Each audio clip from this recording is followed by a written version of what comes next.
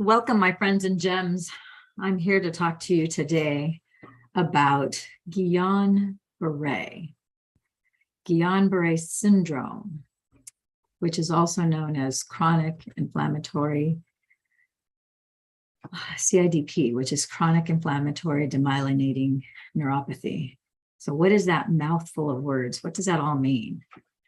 So let me tell you before we jump into what that is and how I even got involved with anything having to do with Guillain-Barre, which is also referred to as GBS. It's a neurological condition that affects your immune system, where your immune system turns on your peripheral nervous system. So now all of a sudden, instead of your immune system coming into contact with a germ, a virus, or a bacteria, and your immune system attacking that, it is now treating your peripheral nervous system as a foreign invader, and it's going to attack that. And so it is slightly different from multiple sclerosis, where in multiple sclerosis, your immune system is turning on, we've got some people, I think, from the GBS group that are starting to tune in. But as I was saying, when your immune system usually comes in contact with a germ, a virus, or a bacteria, your immune system goes to attack that because it's a foreign invader that shouldn't be there. And with Guillain-Barre, what happens is that your immune system is turning on your peripheral nervous system, and it's starting to attack it. And as I said a second ago, the distinction is that with multiple sclerosis in comparison to Guillain-Barre, with multiple sclerosis, it's your central nervous system that's being attacked by your immune system. And so the manifestation of the symptoms are similar because they're both neurological disorders and they're both syndromes where your immune system is turning on either your central or your peripheral nervous system. There is a distinction between the two. So Sherry, we didn't have anyone on yet, so we have this on Facebook. Not Facebook, I'm sorry. It's on Zoom, and I'm broadcasting also to YouTube so that people who are just learning about GBS, either because they were just diagnosed or someone, or maybe a loved one or a child, a parent or a spouse, they know what Guillain-Barre is, and just kind of going over some of the basic information about that. I think we might have a few other people in the Guillain-Barre support group that might join, but I want to share some of the things that I learned last night when I went to the Hizentra talk about Guillain-Barre and what Hizentra can do. I'm not a pharmaceutical rep or have anything to do with the company that creates Hizentra. I went there because since I deal with a lot of people in my practice who do have Guillain-Barre, traumatic brain injuries, all sorts of different types of neurological conditions, I wanted to get more information about that. And one of the protocols, one of the things that they first do for you if you have Guillain-Barre, or if they suspect that you have Guillain-Barre, is they put you on an IVIG treatment so that you start to receive intravenously immunoglobulins. So IG, which is immuno, IMMUNO, immunoglobulins, that is something that is found in your blood, and they actually take the blood of many, many, many other individuals, and then they centrifuge it, they separate it to take the plasma separated from that, and then they take the IG from the plasma. So Sherry, before I go further, do you have any questions right now that you might have pressing that you might want to ask? Okay, so I want to continue forward and kind of share with you a little bit about my story, and anyone who jumps in. The number one thing is to answer questions about Guillain-Barre at large, the things that we found that was successful with my son, and the different things that you can do to help your body begin to repair and restore itself. It can be a very long process. I've never met anybody who had a quick turnaround from GBS. That's not to say that that doesn't happen. I just have not, in my experience, seen or witnessed that. My son was 11 when he had Guillain-Barre, and it was extremely then. It's still extremely rare now for adults or children. It's very rare in adults, and it's even super, super rare for children to have Guillain-Barre. So there's very little, I shouldn't say that there isn't any research money that's put towards Guillain-Barre, but there's very little because the numbers are so tiny, they just don't have enough people to do the studies on. So getting on with Guillain-Barre. So Guillain-Barre has to do with your immune system turning on your peripheral nervous system. So one of the things, I'll talk about my story in a little bit and my son and his journey. And my son did make a full recovery. So luckily he's doing very, very well now. And there's no evidence, you could never tell that he had ever had Guillain-Barre in any way, shape, or form because he made a 99% recovery. So last night when I went to the Hizentra at Seasons 52, and we listened to a gal called, her name is Laura Rowe. Great presentation. And they also showed a pretty interesting video that showed how you could use IVIG through this thing called, they basically are calling IVIG Hizentra because they turned it into a pharmaceutical. I'm not trying to say that in a negative way, but what they've done is they've produced it on a larger scale. And so we asked some very pointed questions. I asked some very pointed questions because I was very curious about, that's a life-saving, make no mistakes. My son was saved from IVIG.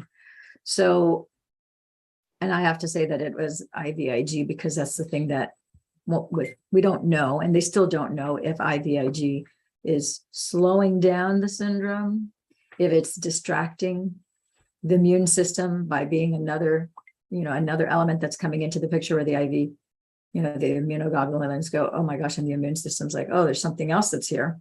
And so is it being distracted? Is it being diluted? Is it just being stopped because it's a chemical process of it stopping? They really don't know, and they still don't know.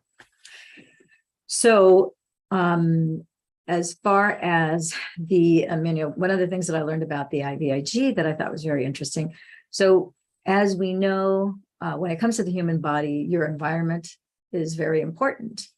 And so I did learn that with this particular IVIG, that the sample population that they take all the blood and the plasma from they're all from the United States, even though they ship this to Europe, they ship it to Canada, they ship it to other countries, because it is available, not just in the United States, it is from the pool of people that they have, in our country. So I think that's important to know. The other thing that I asked was with IVIG, Hizentra specifically, because there's more than one maker of IVIG products, right? And we're talking about human IG. So I did ask the question, do they, when they have the donors for the, IG portion of it, do they screen and separate those who've had any kind of shots versus those who haven't? Because for some people, as we know, some people are very passionate about getting, certain shots, whether they're not just your regular vaccination schedule, but, COVID shots in particular. And then other people are very adamant about not having those. And I think it's a matter of to give the proper respect to each, whether you really want it or you really don't want it. I think both have to be respected and honored.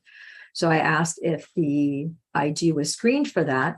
And her answer was that the IG does have COVID antibodies in it.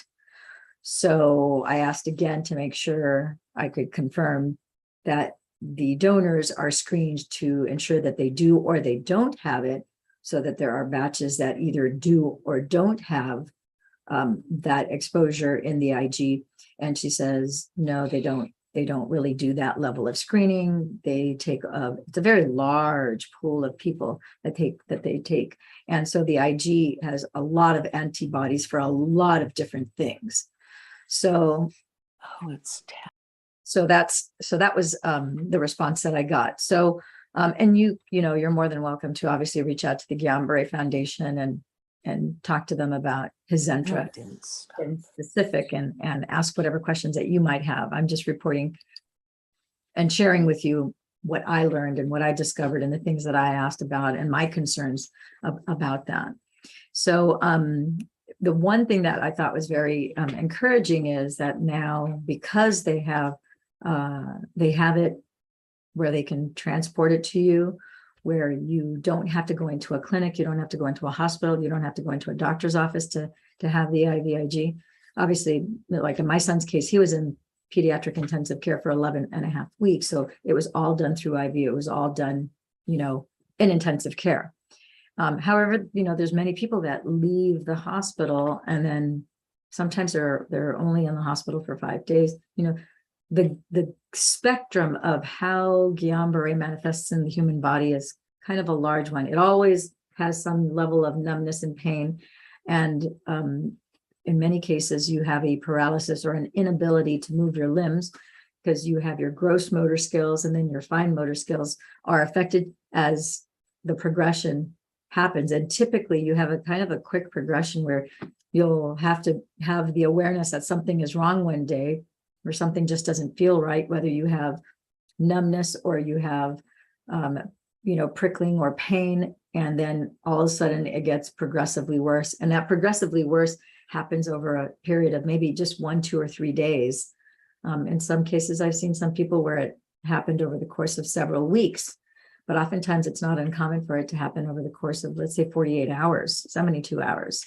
And then all of a sudden they went from being able to move to all of a sudden they can barely move. It's like you have lead or cement inside your limbs and you can't lift up your legs. You can't walk. You can't lift up your arms.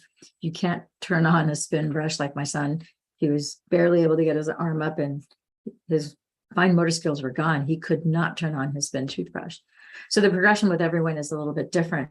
So people, there's axonal Guillain-Barre where the whole head of the nerve is eaten by the Guillain-Barre syndrome and your immune system.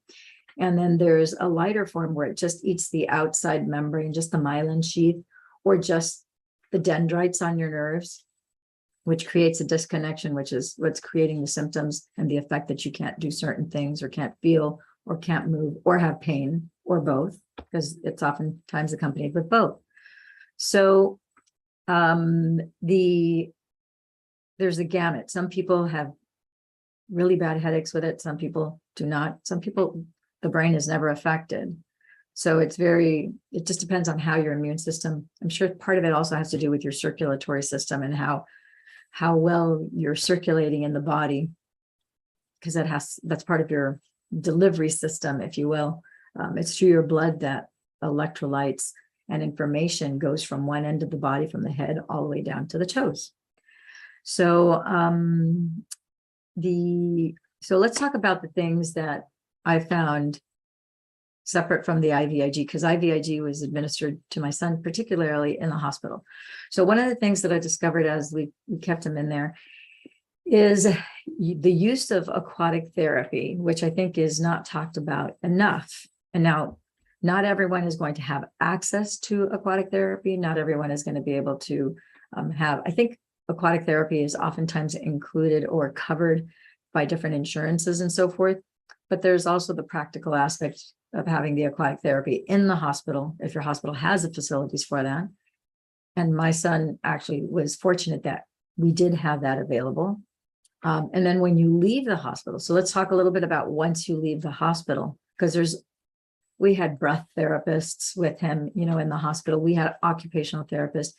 We had physical therapists, occupational therapists, aquatic therapists, breath therapists that worked with them. So all of those components are very important for your recovery for Guillain-Barre. So I'm going to start at the top before I go into the aquatic, the breath therapist. So there was actually a device, which now knowing everything that I know, I understand the use of the device because it gives somebody something visual to aim for, and it makes you use a device because the device you're blowing into it, it measures, there's a little ball that as you inhale and exhale more, the little ball will go up higher or lower, showing the level of depth of breath that you can take. But that being said, it's a nice visual thing and a reminder when you see the device sitting on your desk, on your tray table whether you're in a hospital bed or at home. You don't really need the device. The number one thing is to remember to do breath work and to do the breath practice. if I had to say that, if there were two things that I would tell anyone with any kind of chronic inflammatory type of condition, any kind of autoimmune condition, any kind of diagnosis of anything that's not in health and well-being. If you're anything from cancer to diabetes to GBS to strokes to, again, one of the common denominators is that they all have an incredible amount of inflammation. I would say there's two things that everyone can benefit from. And the first one is going to be doing breath work. Now, I like to recommend to people that they do 25, as slow as you can, long, deep breaths. Your breath, and many people aren't aware of this, but your breath is actually the remote control to your brain, which is why the breath is so incredibly powerful. It's through your breath that you can slow down your breath, slow down your heart rate, slow down your brain waves. As you begin to do that, you start to alkalize. You start to change the chemistry in your body, and your neurochemistry starts to change because you're starting to convert over your body into being more alkaline and less acidic. So you're starting to bring inflammation down automatically on purpose by consciously breathing in a specific pattern, knowing that you are doing something that's benefiting your body. So you're taking mastery. It's self-mastery, and it's the most basic, and it's the most critical, and it's also the most advanced thing that you can do, is to focus on your breath and to slow it down. And just the simple process of inhaling as slow as you can, taking in as much air as you possibly can in your lungs, holding as long as you can. You might even notice, you might get even a little lightheaded as you do that. And then exhaling as slow as you can.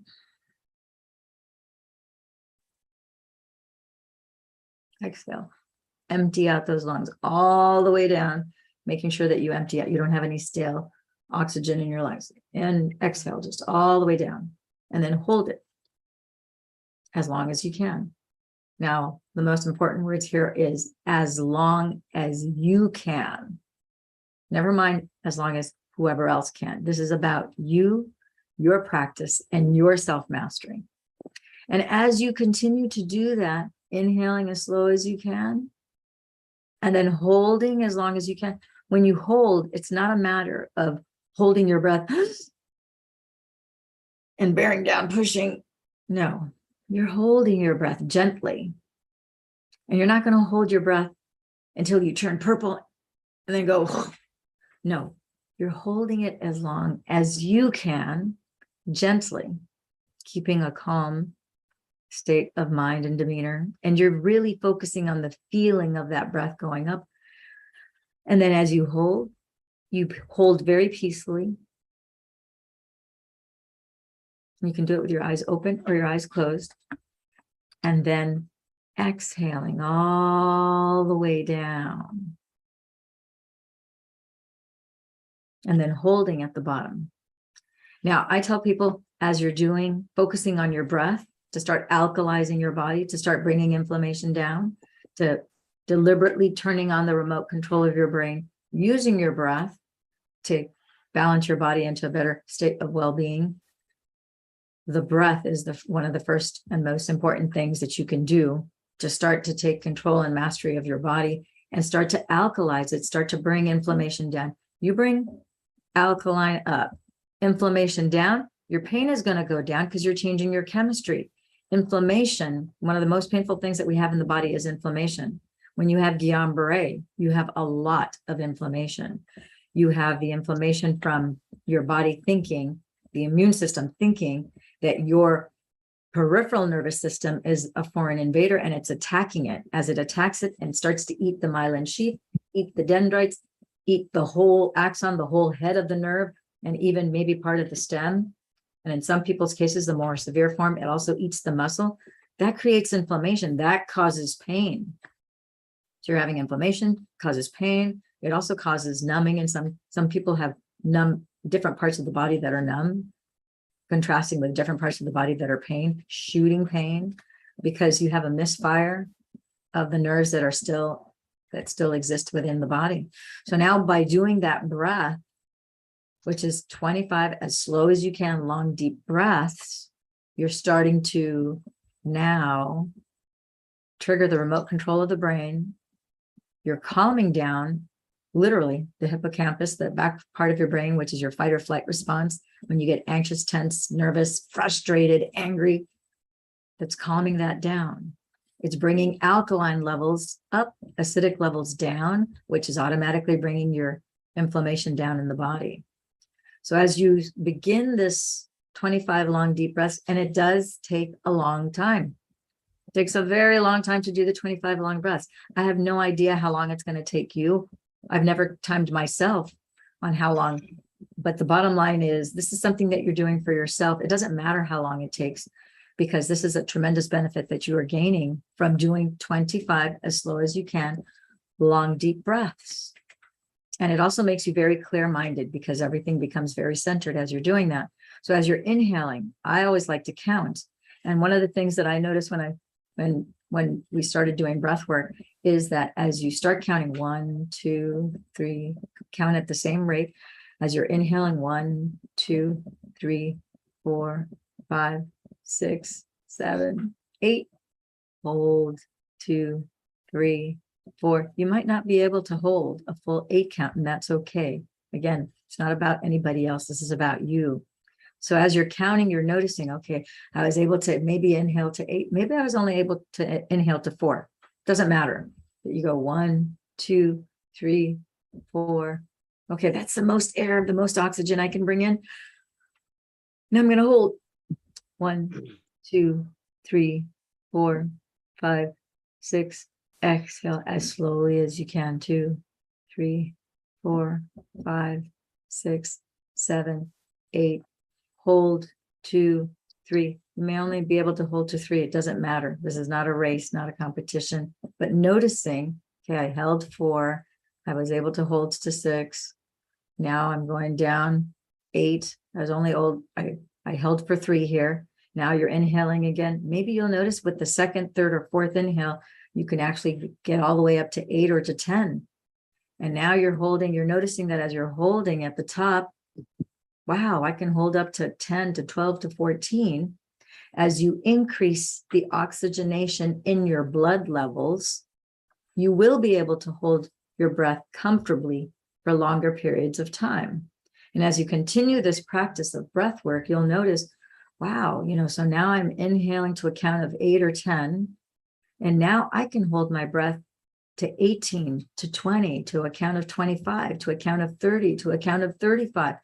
Over the next several weeks, you will notice, wow, I could barely hold to a count of 6 when I started on the first day. And now I can hold to a count during that 25 long deep breaths. There was one point where I was able to hold up to a count of 44. Now, why is that? So it's a great question. Why is that?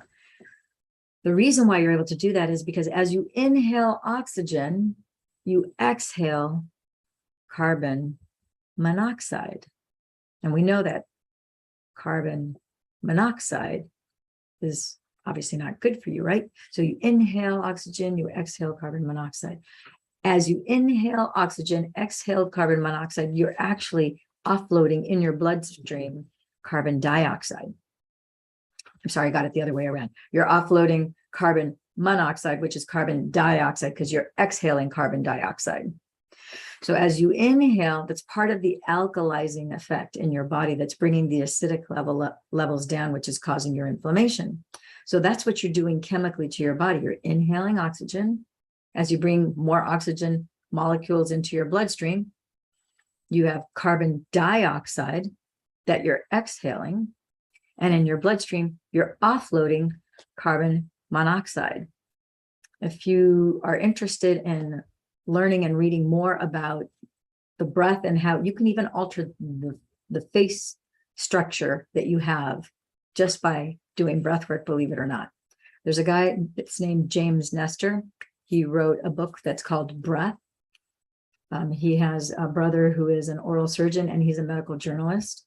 And he actually changed the shape of his face with breath work. And there was all sorts of other things that were revealed in that book too. In fact, I have a copy of the book. I might show you the cover of the book so you know what to look for. You can order it on Amazon. I'm not an affiliate or anything. I'm not associated in any way, shape, or form, but I do study breath work. I do study with I have several different doctors from Harvard Research Institute and Harvard Medical School that I do study with. So you are doing something very valuable for your body in doing this by doing 25 as slow as you can, long, deep breaths. If people are interested here in maybe doing a session where we just do the 25 as slow as you can, the long, deep breaths, it's part of what I do in my private practice. People who decide that they want to do a private session with me, we do different neurosomatic processes to help people restore and get their bodies back into shape and rewire and relink and resync your left and right hemisphere. But one of the fundamental things that I tell people every day, you know, not just in the private session, but on your own, like myself, I'm pretty much healthy and I don't have any conditions that I'm actively working on to heal other than poking my eye. So I have a little red on my eye because I hit my eye like 3 days ago. So that's now healing up. But I wake up every morning, and as I become aware that I'm waking up, first thing I do is, while my head is still on the pillow and I'm just starting to wake up, before I actually open my eyes, my head's still on the pillow, and I do 25. I do that. I start to count and I start to do my 25 as long as I can, long, deep breaths. And I do it just because it is really, really good for me. Then I get up, I do my PSMO, etc. And I'll tell you guys what PSMO is later, because I'll give you a video that you'll get it for free. You don't have to book me for a private session to benefit from a PSMO. So the second thing that I would say, big number one, is the breath, because that's the remote control to the brain. And so the hardest thing for people is to remember to do the breath work every day. So what I tell people, there are two things that you can do to help you remember to do the breath work every day. Because probably, the next morning, you might remember the next morning, oh, that's right, I'm just becoming awake, I'm going to do this breath work. And then the next day, you might totally forget because it's not a habit yet. So I tell people, do these two things and you won't forget, you will remember.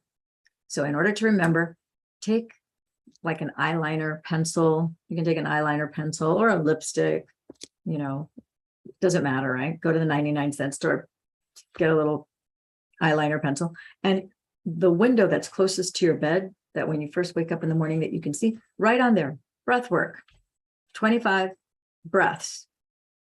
And then on your mirror where you brush your teeth every day, on the corner, bottom left, because we read left to right, 25 deep breaths. So now you go brush your teeth, you're like, oh, that's right, I forgot, I got out of bed, now I'm brushing my teeth, I forgot to do my breaths. You brush your teeth, wash your face, go to the bathroom, go back, sit on your bed. Okay, I'm going to do my 25. You might want to time it. I've never timed it, but it doesn't really matter. It's like, why, unless you have to be out the door a specific time, that 25, as long as you can, slow, deep breaths is super powerful, such a game changer. And I would encourage you to also do it before you go to bed. I do it at night as well. When my son had Guillain-Barre and he was in the hospital, we would do breath work 3-4 times a day.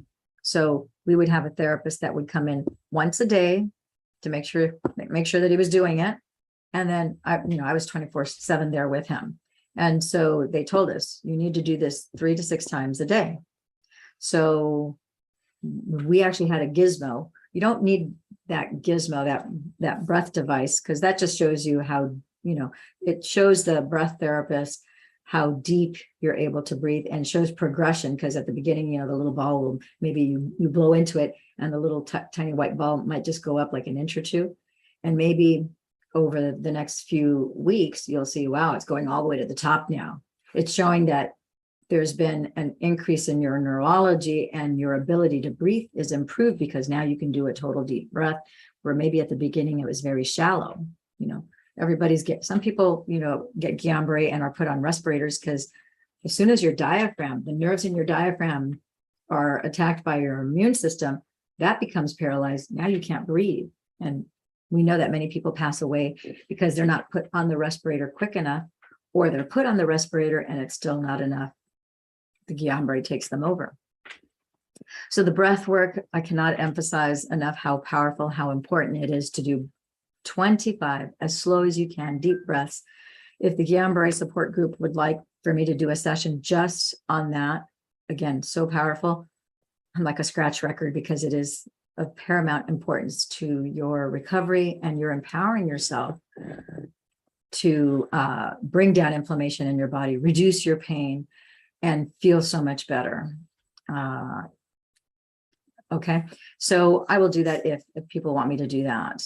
So the second thing that you do, and I want you to notice, that's free. That doesn't cost you any money. It is, your breath is with you all the time. So it's completely free. The number one thing is you have to remember to do it every day. It's like brushing your teeth. If you forget to brush your teeth, you're going to get cavities. You know, if you brush your teeth, you keep away cavities, right?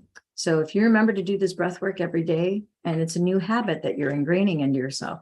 So you're going to put it on your window that's closest to you in your bedroom. Maybe it's your mirror. Maybe the first thing you don't see is your window. Maybe it's your mirror that's in your bedroom. So just take a eyeliner, men or woman, doesn't matter. You can get a grease pencil, I guess, from Office Depot, Staples, or wherever. Those are more expensive. Just get a 99-cent eyeliner from either CVS or the 99-cent store and write it on your mirror or your window in your bedroom, first place that you see, and then in your bathroom.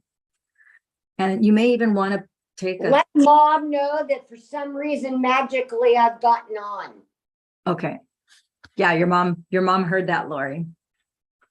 So the second thing is you might want to also take either a piece of paper or a 3x5 card, and you may want to put 25 breaths and put it on your refrigerator, so that every time you're going to, your refrigerator, you're in your kitchen, that's another reminder, consciously and subconsciously. So you're like, oh yeah, that's right. Before I go to bed tonight, I got to remember to do that. And then you're going to sit down and you're going to do it, the 25 as slow as you can, long, deep breaths. Okay. The second thing that you can do, which is completely free as well, is to get out. Okay. So there's another doctor that I study under he's an ophthalmologist. He's a quantum ophthalmologist, and he specializes in LASIK surgery. Now, his name is Dr. Jacob Montgomery. And one of the things that he talks about at great lengths, he does these conferences where he talks only to eye surgeons in the audience. Anyhow, one of the things that we have tons of research that shows that levels of vitamin D, not just in oral form, but in you getting your vitamin D from not just the foods that you eat, but actually from getting out in the sun. So something as simple as and not using necessarily a window, because the windows in our houses have a certain amount of UV protection. So we're not getting the full spectrum of light from the sun when you look outside your window. So it's important to, if you have a balcony, go outside in your balcony first thing in the morning after you've brushed your teeth, you've done your 25 long, as slow as you can, your long, deep breaths, you've drunk your water. Now you go outside into your balcony, or better yet, you go outside into your backyard, your front yard. You put your feet on the grass so that you're also getting that grounding, which is also free. But then you actually turn up and look at the sun. You don't have to look up at the sun with your eyes open, but you can look up towards the sun in the morning. And as you go out there for 5 or 10 minutes, that's all it takes is 5 or 10 minutes. If you could do 15 or 20, it's better. Some people go take a walk, 7 minutes in one direction, 7 minutes back. They get their 15 minutes of sun. But you're not wearing a hat. You're not wearing glasses. You're wearing as little clothing as possible, because we actually have people aren't aware of this. We have not just photoreceptors in the skin, but we actually have little eye receptors in our skin.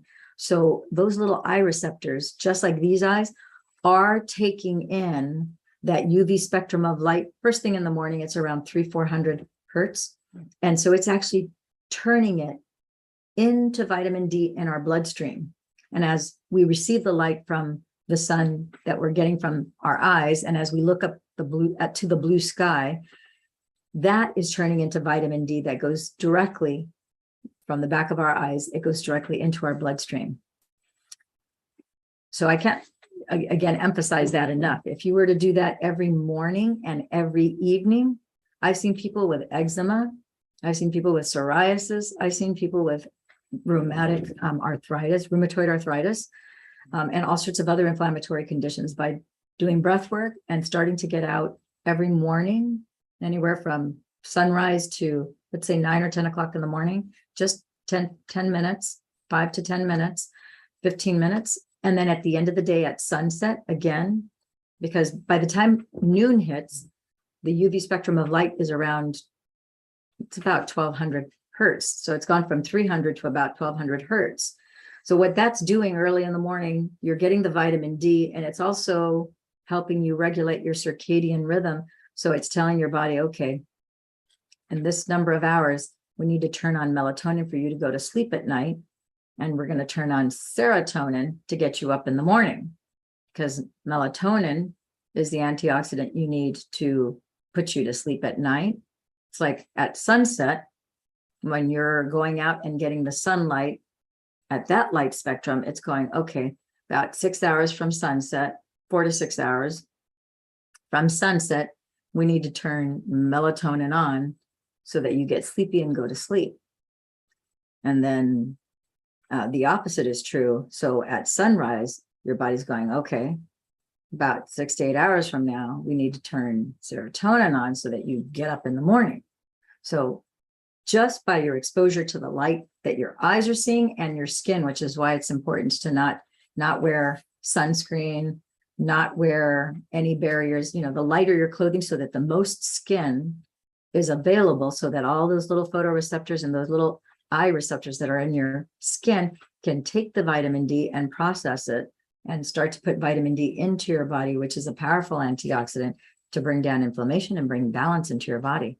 So just those two things are completely free. It just requires you to remember to do it and then to actually do it. So breath work and then getting out in the sun. Third thing I would say, which is also free, I mean, relatively speaking, it's free because, you do have your water bill that you pay for. So, and most people do get bottled water these days, and you do pay for that, right? But bottled water, just having good quality water and then drinking 50% of your body weight in fluid ounces of water is very, very important, because as your cells are not sticky anymore because you're not dehydrated, like an easy dehydration test. If you go to your hands like this and your skin doesn't go down, if it stays up, that means you're very dehydrated. Because if you do this pinch test, your skin should go down automatically. You see how mine goes automatically down? Because I drink about 50, 60 ounces, sometimes a little more, but 50, 60 ounces of water a day. And you need that so that the cells are now slippery inside your body, and the electrolytes in your blood can move around and provide the information that you need and repair the cells that you need throughout your entire body. Okay. So we are here at the 43-minute mark. So I want to see if anyone has any questions. Cheryl, Riley, Lori, do you have any questions about Guillain-Barre? We talked a little bit at the beginning about the Hizentra and about, which is IVIG treatment, that it's not necessarily administered in the hospital. That IVIG treatment is actually done at home. So it's like self-administered by you. So just like a diabetic will give themselves insulin, the Hizentra would be an IVIG treatment that you would do portably, so that, once you get trained on how to do it for yourself, then it's self-administered at home. I'm not a representative of that. I just went to that Hizentra talk last night that the Guillain-Barre Foundation was hosting. And so I learned some things about that IVIG treatment that I thought was very fascinating and important to know, because it does affect everyone who has Guillain-Barre syndrome, also known as CIDP. Anybody have any questions or things that they want to ask? If not, there's other things that I want to talk about that also would help people with Guillain-Barre that were monumental for my son. The breath work, the vitamin D, the water. I can go into some of the others. Lori, you have a question? Yeah, why was I blocked out of the meeting? You shouldn't have been blocked out of the meeting. Yeah, I I actually contacted Riley and my mom because I met Riley yesterday, and obviously Cheryl's my mother. Mhm. So yeah, I couldn't get into it, and I do not know why. And they got into it fine. So hi Riley, hi mom. Yeah, I didn't see you come up until a little bit ago, because it was only you could see the participants, that are trying to get in, and you're the only ones that showed up. You didn't show up before. You didn't show up until now, so Hmm. I don't know, but we are recording this, and this is also on YouTube, so that whoever from the GBS group and you guys can always watch it to your entirety afterwards. Good. That's really important. Yeah, it is important for people to have access, because again, there's not that much information about GBS. It's hard. No. It's again, Yeah. it's a rare condition, so it's trying to find information and to hear people and their experiences. And so that's part of why we're doing this, is, to help and support you guys. Yeah, And I know. Me and you had talked about that personally between us. So that's kind of what I was wondering. I was really wanting to get in at one, and I even tried to get in. So I don't know what happened at all. But hi, Riley. Hello. hi, Riley. How's the weather Hello. in Alaska? Oh, I'm doing all right. I didn't even know we can do IVIG at home. I didn't Yeah. either. Yeah, so IVIG can be done. So what they've done is, IVIG in the past, it's just, it's your intravenous immunoglobulin that's being administered to you. And it's usually done in an IV, in the hospital setting. However, now it's available, so it's portable, so that it's self-administered. So that's one of the things that I learned. It's like, oh, so that's an improvement, especially for people who are already out of the hospital, but they're still suffering, the effects. Like I said at the beginning, I've never known anybody who's had Guillain-Barre and 2 weeks later bounced back, or a month later, or 2 months later. It takes a while. It takes, the better part of a year or more for people to fully recover, where it's like, okay, now all of the symptoms are gone for the most part.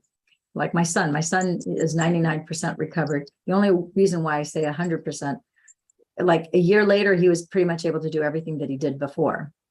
The only thing that has remained since then is when he gets very fatigued, very tired, that his hands can shake. Wow. But other than that, he has no symptoms. He doesn't get fatigued normally. He was playing water polo a year after he had GBS. And if anybody has been a swimmer and has played water polo, you try to do egg beaters and, for 15 minutes, I can't. You have to be pretty strong to do, and then to be able to jump out of the water. So he did make a full recovery. Wow. But that's why it's the IVIG. What I learned was that, yeah, so your doctor can prescribe you the IVIG treatment, and you will have an in-home nurse that will actually teach you how to do the administration of the IVIG at home. Just like diabetics will either give themselves a shot, or they have, some of them have sub-Q pumps. Women who have preterm labor also will have a subcutaneous pump, which is basically you have like a little tiny little needle that's in a little adhesive that's already prepackaged. And then you have to either put it on your stomach, your thigh, your arm. There's different parts of the body that you can put that on. You get to pick, but then you put that into your body, and it's going into the muscle. So this IVIG, even though they call it an IVIG treatment, it's not really intravenous, because it's intramuscular as opposed to intravenous. Intravenous would be in the hospital. So this is within your muscle tissue, and then you tape it down, and then you have the little catheter that is connected to the little pump. The little pump is not so little. So like diabetics, they're little sub-Q pumps are about the size of a pager. They're a little box like this, smaller than your cell phone, okay? And women who have preterm labor, that they're trying to keep their labor down and need additional administration of particular drugs, they have the same thing. With IVIG, because you have a pump, it's not an electrical component, it's a spring component that's pushing the IVIG into your system. The device is probably like the size of a purse. It's probably about this big. So then once you set the whole thing up, then you just close the little pouch, and it has a strap. It's kind of almost like a purse that you carry. Looks like you're carrying some sort of electronic device with you, or like a purse kind of a thing. And then you just carry it over your shoulder. And so you're portable. You're not like confined where you don't have to be home all day long just to have your IVIG treatment. You can get up, go walk around the park. You can go to work. You can do whatever you need to do. So there was a lady there. Her name is Beth, a really cool gal. And she got Guillain-Barre when she was 25. She's not fully recovered, but she's 25. She's now like, I think she said she was 30 something, 35, 36, something like that. And so she actually uses that IVIG, and it's portable, and she works, and she's a nurse. She's also a patient advocate for Hizentra.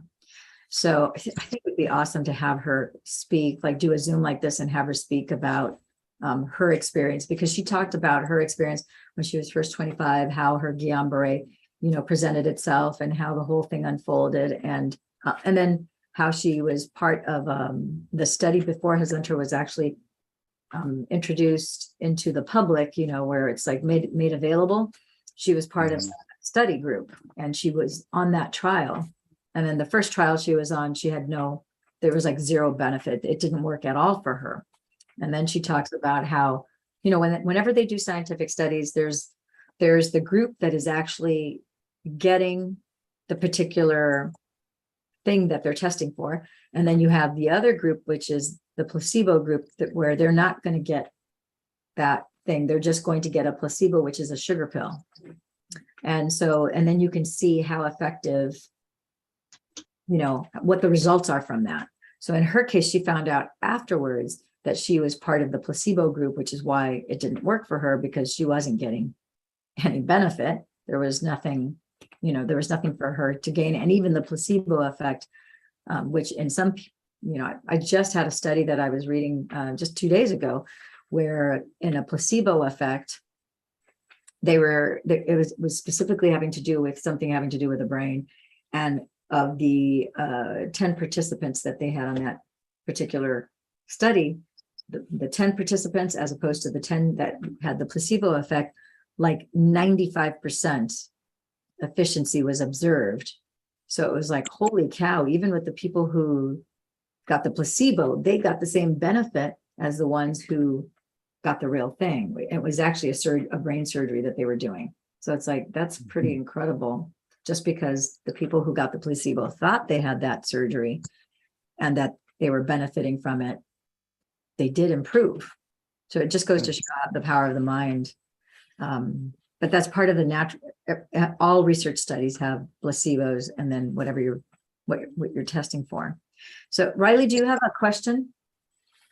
So you can just get IVIG at my providers?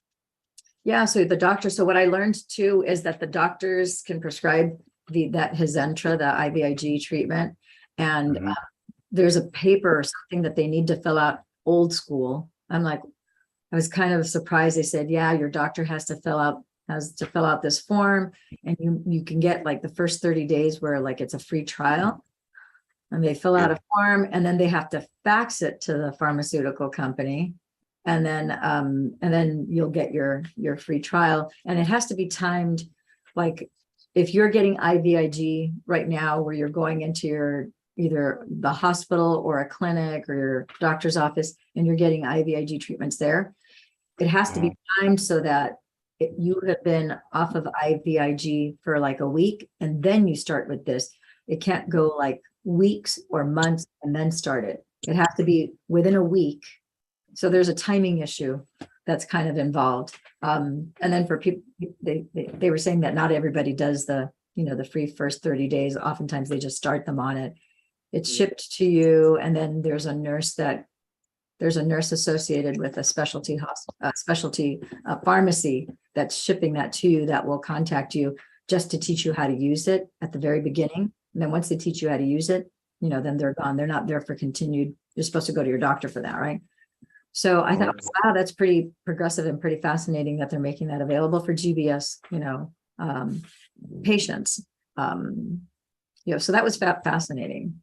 So I would ask your doctor about that IVIG treatment that you can do from home, so you don't have to go into the doctor's office or the hospital or the clinic, to get that, because it's obviously going to improve your life, where you don't have to be confined to those locations.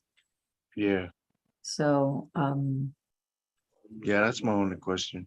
yeah, so I don't really know about the specifics about that.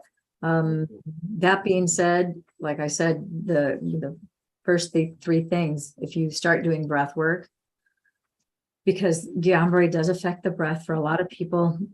Sometimes Guillain-Barre affects your diaphragm and your lungs, and people can go into respiratory arrest. That's the number one cause for people passing from GBS, has to do with the progression affects their respirations. When you fail to breathe, then, you expire. You can only go 6 minutes without breathing before you start to have brain damage. So the breath work is very powerful, and it makes you physically stronger on top of that. And then getting vitamin D. Again, it's having the discipline to go out in the morning, get out in the sun. It doesn't have to be long. It doesn't have to take 30 minutes or an hour, just 10 minutes, 7 minutes. If you decide to walk around your building, walk around walk down the street 7 minutes that way, and then walk 7 minutes back, you will have completed 15 minutes of sun exposure with as little clothing as possible, no sunscreen, no sunglasses, no contacts if you wear contacts, so that your body is really taking in and processing and methylating vitamin D that's not dependent upon your digestive system. Because a lot of people will take vitamin D supplements, but only a tiny trace amount of that vitamin D that you take orally will actually make it into your bloodstream. Most of it. And Dr. Jacob Montgomery talks about how many milligrams and IUs of vitamin D he was having, and he was still vitamin D deficient. He had cochlear neuritis, which is a neurological issue that affects the inner ear, the nerve of the inner ear. And his neurologist wanted to drill a hole in his head. And he's like, no way are you going to drill a hole in my head. There's got to be a better way. And some of the things about breath and about the vitamin D, getting it from the sun, and some of the other things that I talked about, he talks a lot about photobiomodulation, which is an area of expertise. We're not here to talk about photobiomodulation or stem cell activation patches, but that's part of, what we do, what I use in my practice on a day-to-day basis. My primary objective was, though, to share what I learned last night at that event that I went to, that I think might help at least one of you in that group, or maybe more. It just depends. So we're coming up here on the hour. It's been 58 minutes. I got to get going here, but I want to give a last opportunity for anybody else if you have any questions. If not, you'll see me on the Guillain-Barre support group. You can always reach out to me if you want to private message me. I'd be more than welcome. Just let me know in the comments, because if we're not friends, it may go to spam, because Facebook has a spam folder, but you can only access it like at certain times. I'm not even sure how that is, but and somebody has a question here in the chat.